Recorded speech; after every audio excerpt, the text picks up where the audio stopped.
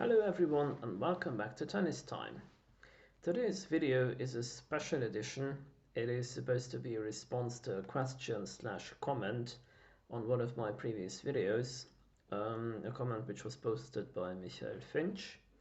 So let's have a look on the comments. So Michael says, Tibor, I feel Djokovic winning 9 Australian Opens, considering it is a hard court and where 90% of the tour thrive on. I feel Djokovic's 9 Australian Opens are equally impressive as Nadal's 13 French Opens, as hardly 10% of the tour are clay court specialists, and big servers don't hurt Nadal on clay, whereas Djokovic has overcome all these challenges. How do you see this? Yes, Nadal won 4 times without dropping a set, because it is easier to win on clay without losing sets, whereas on hard courts it is almost impossible. Okay, so I'm gonna try to dissect this comment sentence by sentence. So Michael is saying that 90% of the tour is more of a hard court specialist, more of a hard court player, and only 10% of the field is more of a clay court specialist. So that means that Nadal's competition, since only 10% of the tour is a clay court specialist, is not that high as Djokovic's competition on a hard court, because 90% of the players are more hard court players. Okay, so given the fact that during a season there are more hard court tournaments than clay court tournaments, or more prominent tournaments rather, I have to say that this is an accurate statement. So that if we put it like that, there are more hardcore tournaments during a season than clay court tournaments.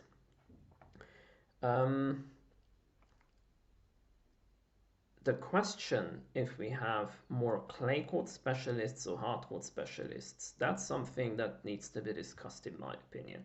When I started to watch tennis back in the 90s, the concept of a clay court specialist or a hard court specialist or a grass court specialist was very, very strong. There were really big differences between somebody who has been considered a hard court player, grass court player, or clay court player. Players who've done well on grass usually have done well on hard courts. Or, yeah, I think that's the most accurate statement I can make.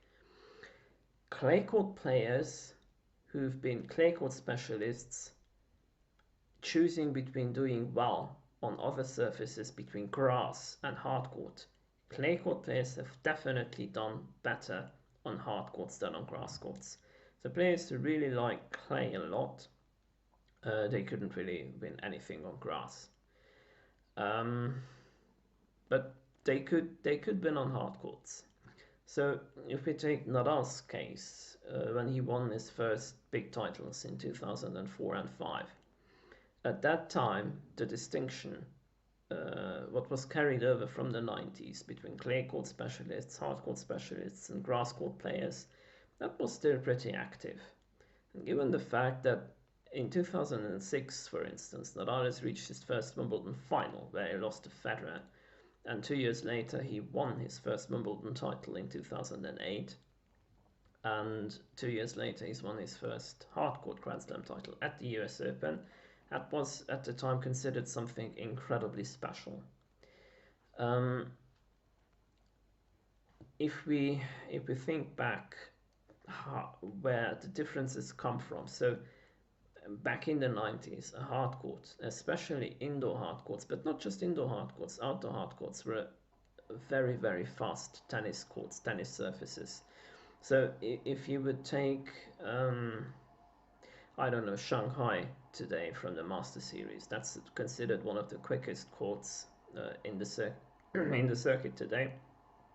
That still would not be one of the quickest surfaces you've had people playing around on hard courts in the 90s. Most of the hard courts were at least as fast as the one in Shanghai. So the big servers back then definitely could take advantage of a quick hard court.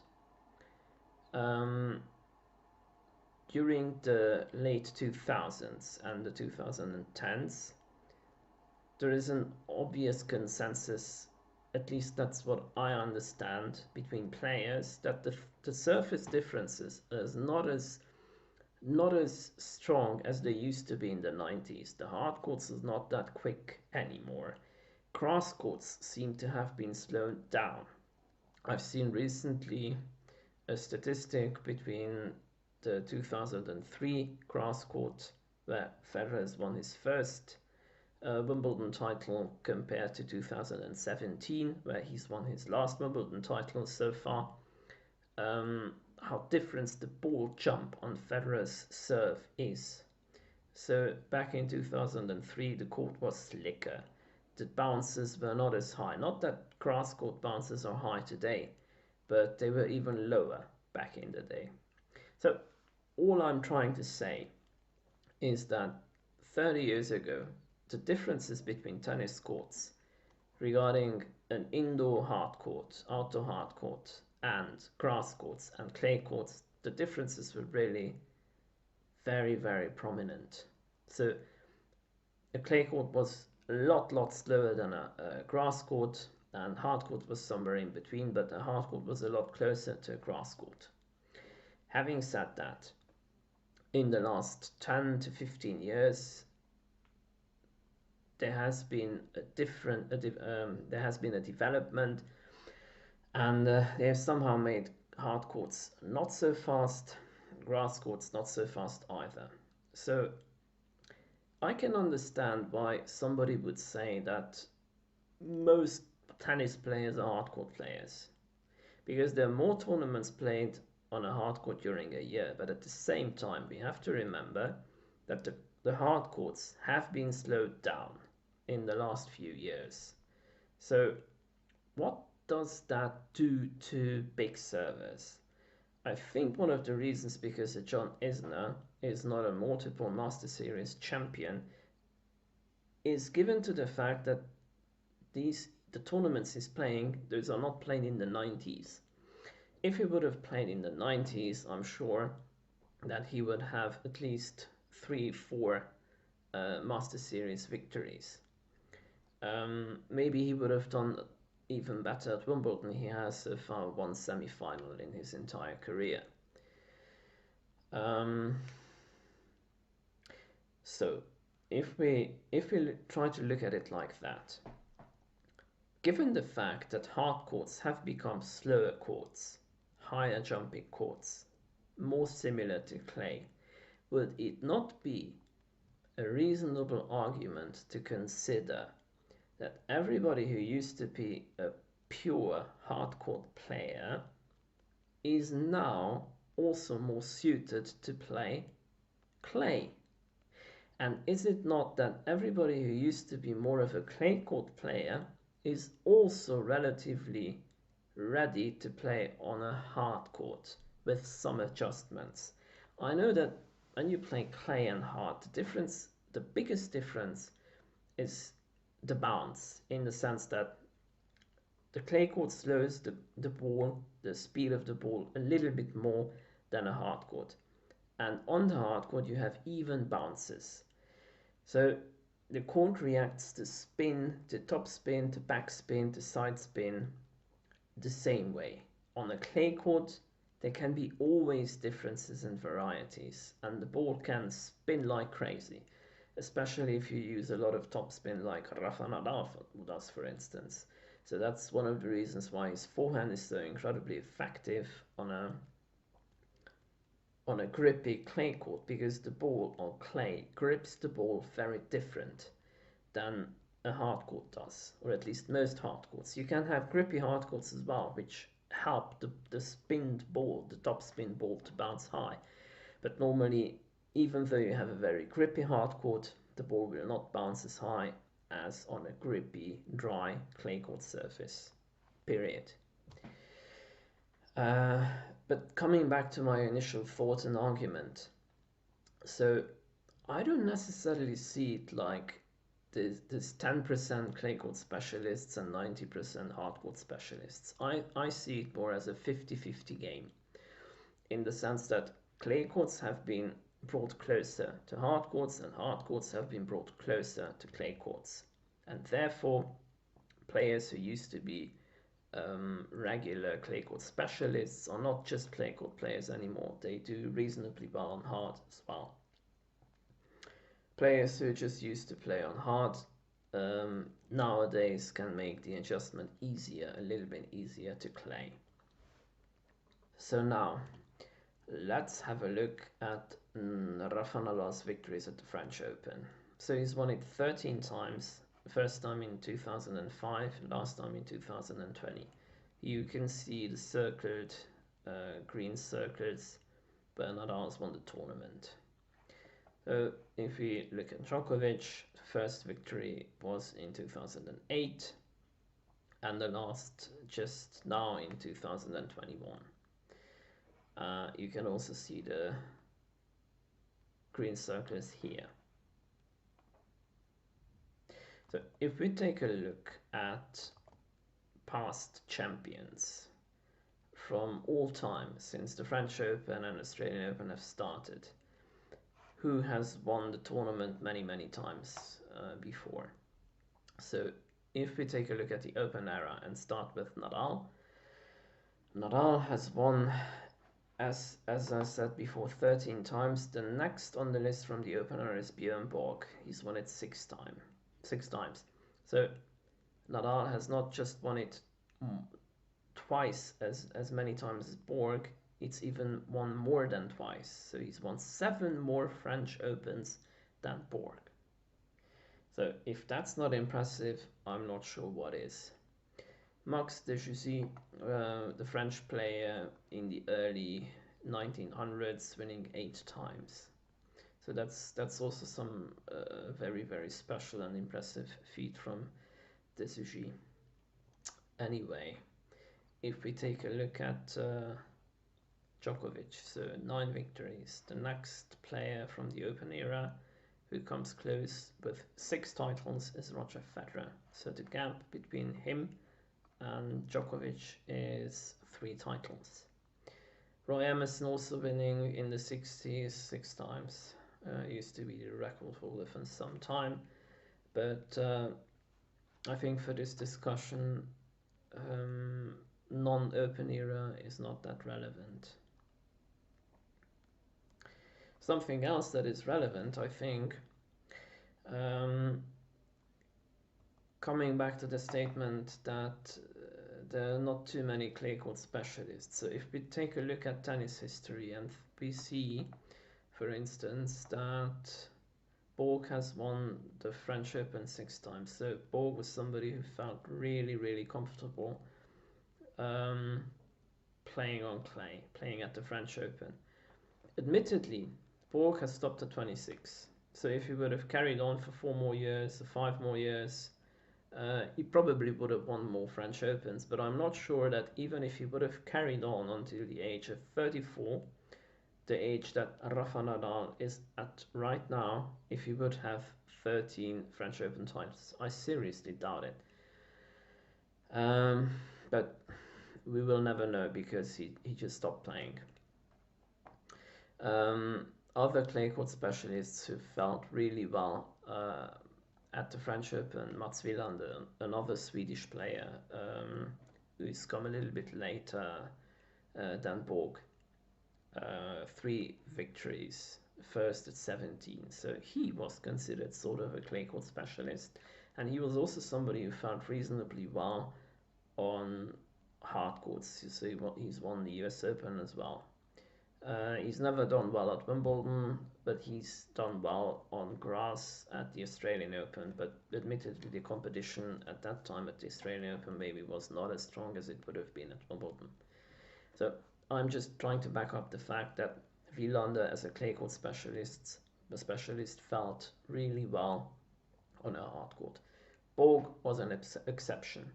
So normally, somebody who was so good on clay would never have won so many Wimbledon titles as Borg, and Borg has won 5 Wimbledon titles. So that's an anomaly in this discussion. And if we draw a parallel to Nadal, Nadal is also an anomaly because he managed to adjust to Wimbledon, and he's been in 5 finals and he's won it twice. So there's nobody who can say that Nadal is not a good grass court player. Okay, having said that,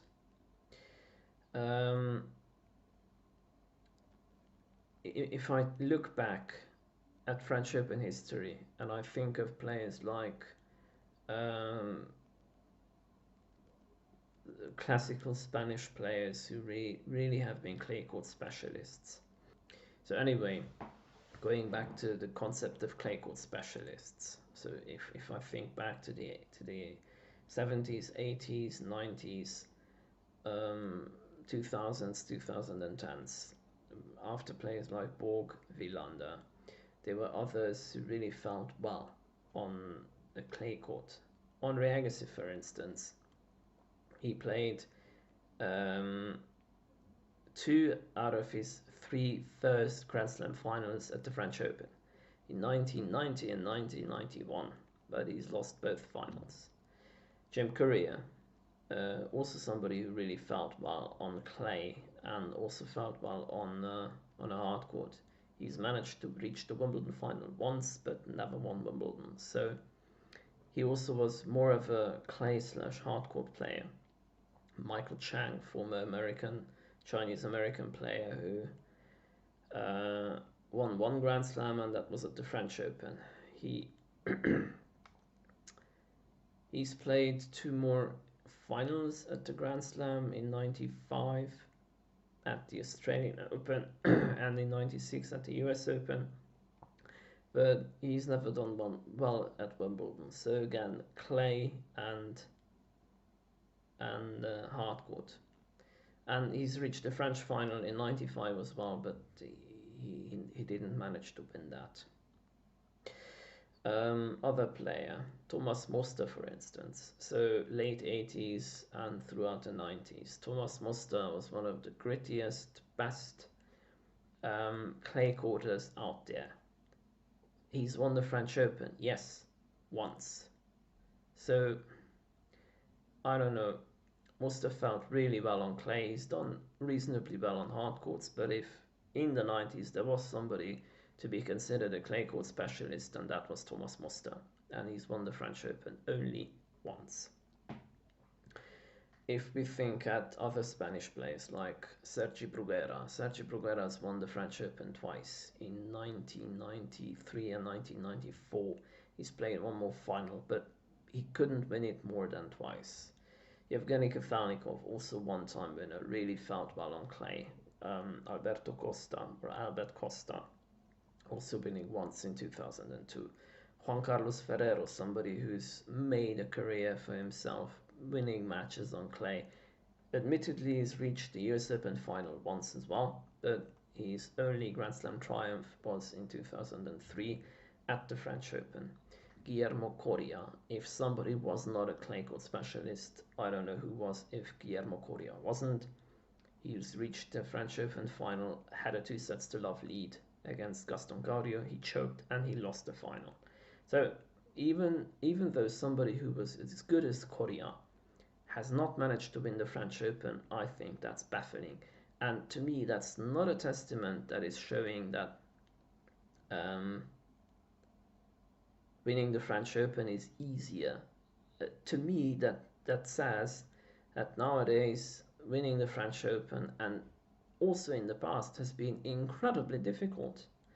And if players like Moster, Bruguera, Kafelnikov have managed to win it once or just reach the final once, that is telling me a different story. It's telling me the story how difficult it is to win the French Open.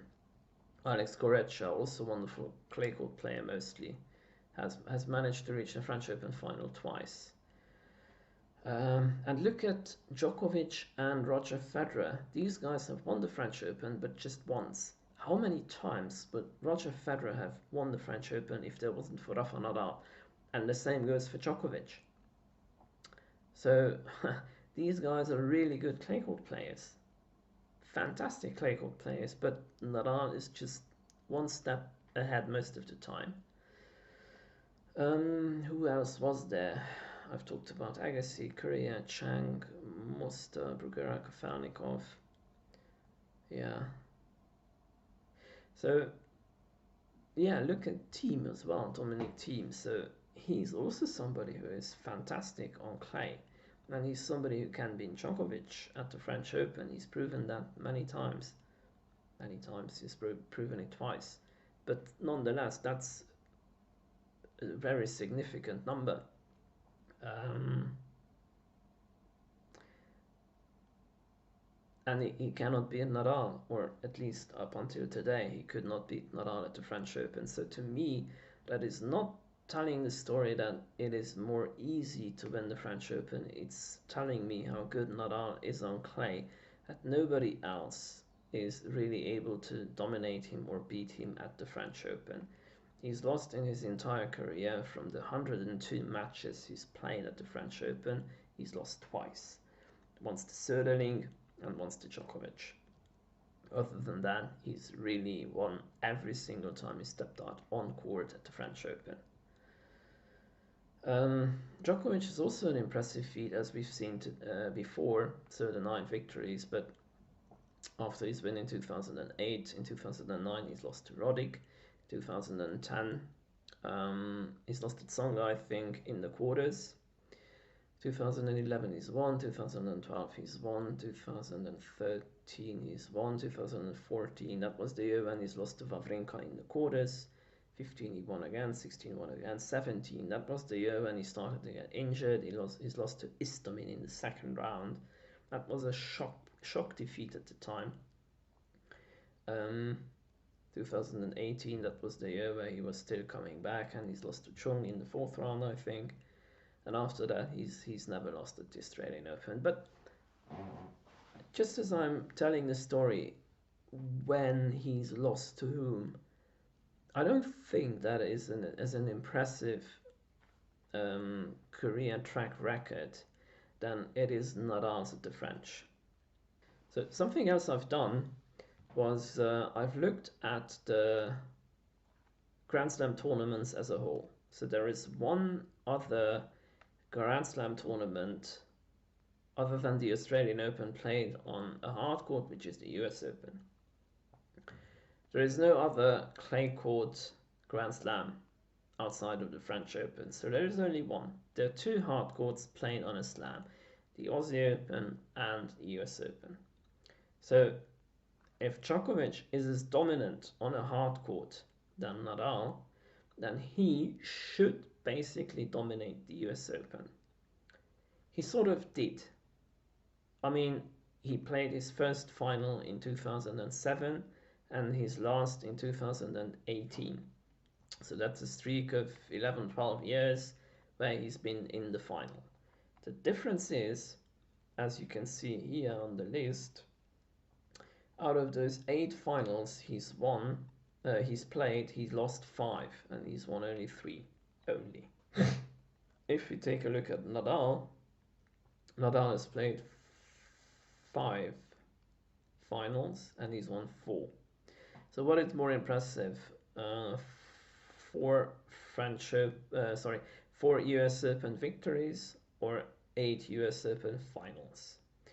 I remember once Ivan Lendl discussing about the fact that he is somebody who has managed to reach the US Open final 8 times in a row. And he said that yes, that is an impressive feat, but he's more proud of the fact that he's won in 85, 86 and 87. He has a streak of 3 consecutive victories at the US Open. And he was saying that the victory means to him a lot more than the final. So here, if you take a look at Djokovic, he has 8 finals at the US Open in total, but he has only 3 victories. Nadal has 5 finals and he has 4 victories. Okay. So here I see a discrepancy on the hardcourt dominance of Djokovic compared to Nadal's clay court dominance. Something else I've done, I've taken a look at Master Series.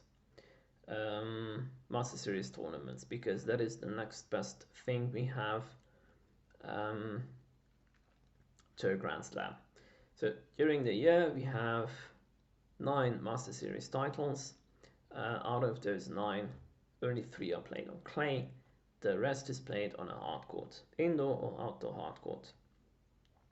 If we take a look at Nadal's career, he's won 35 master titles in total. Djokovic has won 36, so they're pretty close. The race is probably not over yet, and both of these players are probably going to add a few more to their tally.